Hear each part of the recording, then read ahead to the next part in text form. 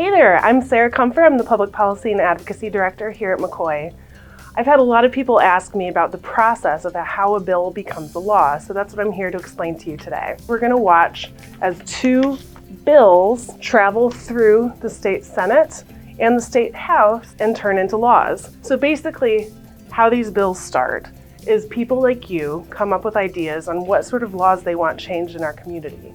And those people then go to our legislators and ask them for those changes. Legislators then will decide to draft a bill. If you work with a senator to introduce a bill, the bill is going to be introduced in the Senate and will be considered a Senate bill. If the bill is introduced in the House, it means it's introduced by a member of the House of Representatives. That'll be considered a House bill.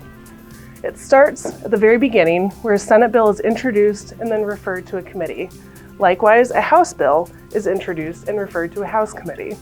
Next takes place is Senate committee action for Senate bills and House committee action for House bills. It's at this point where you can share your voice. Anytime there's a committee that takes place, this is an opportunity for members of the public to come to the State House and share their opinions about whether a bill is good or bad for them or the people that they serve. They also allow opportunities for legislators to make changes to bills.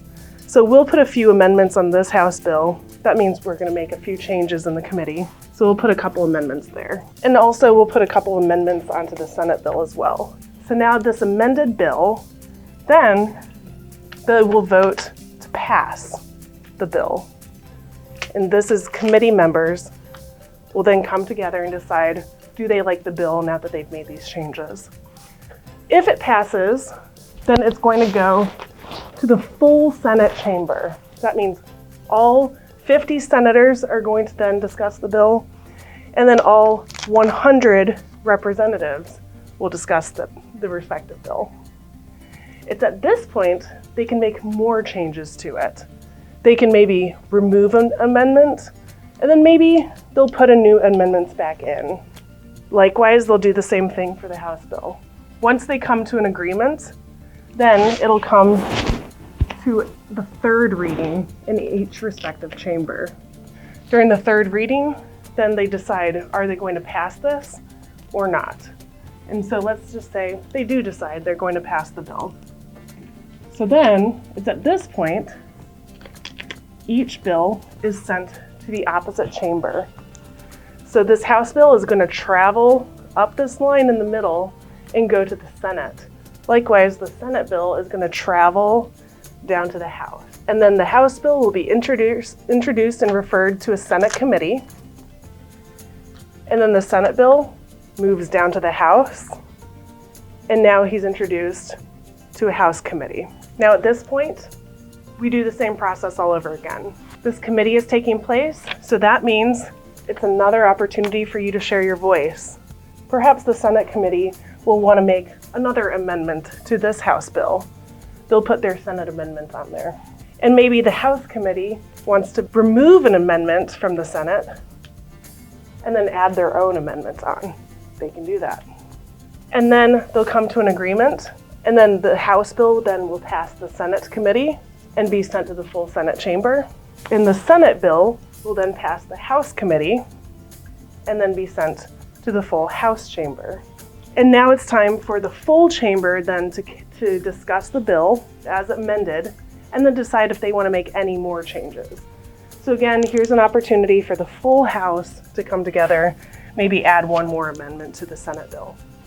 Likewise, the senators can come together and maybe create another amendment to the House bill. So you can see that a lot of changes have been made from when the bills started to how they look right now. Once it passes the second reading in the full Senate chamber, it'll then go for its third reading in the full Senate chamber. Same deal with the Senate bill. It'll go for a third reading in the full House chamber. At this point, it's when each respective chamber will then vote all together on whether or not they want to pass this bill. Let's say it does pass and there are no amendments. It'll get sent directly to the governor. But we made some changes actually. We saw that the Senate added a few amendments. So then it needs to be returned to the House with these amendments. So we're going to return this to the House here.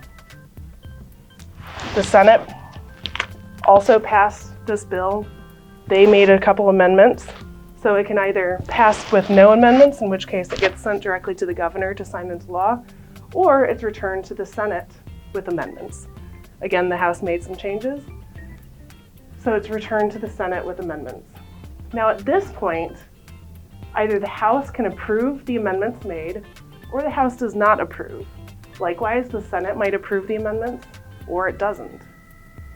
If it doesn't approve any amendments, then it goes to a conference committee.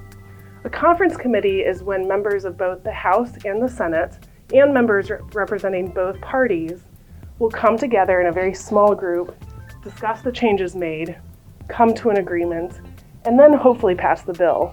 The conference committee is your last chance to be able to publicly share your voice. This is the last chance during a discussion before legislators where the public are allowed to come in and share their perspectives on the bill. If an agreement is reached, then it'll be sent to the governor to sign into law. So let's just say the House approves the amendments, so it doesn't go to the conference committee. So then it'll go all the way to the governor to be signed into law. But the Senate bill, let's just say the Senate does not approve these amendments, it'll go to conference committee, and then maybe during the conference committee, they're going to remove all of the amendments that were made, and then they're going to come to an agreement. If they come to an agreement, then the bill is sent to the governor to sign into law. In most cases, the governor, if given these bills, he will go ahead and sign it into law, and then the bill becomes a law. Alternatively, if for whatever reason he doesn't want to show full support for it, he can let the bill pass into law without his signature. That happens pretty rarely. Another option, too, is the governor could veto the bill. That means the governor will be killing the bill and it will not pass into law. Of course, the legislature can come back together and then override the veto to pass it into law. But the governor does have that choice to slow the process down. So in this case, let's just say the governor signs both bills into law. A new law is made. Sometimes it's a good thing that a bill died because maybe the bill will hurt the population that it's going to affect. But also sometimes bills are really good, but they don't get enough hearings or not enough support by the legislature. And so sometimes we'll die and we'll be really sad about it. Just because we have these few opportunities where you can share your voice in committee doesn't mean that these are the only times that you can talk to legislators. You can also talk to legislators throughout the entire process, and even when the legislature isn't in session. Also, tune in to our website for some really helpful advocacy resources. This includes a guide so that you know how to best communicate with legislators. And there you have it. That's how a bill becomes a law, and also a few ways on how you can take action this year. I hope to see you at the State House.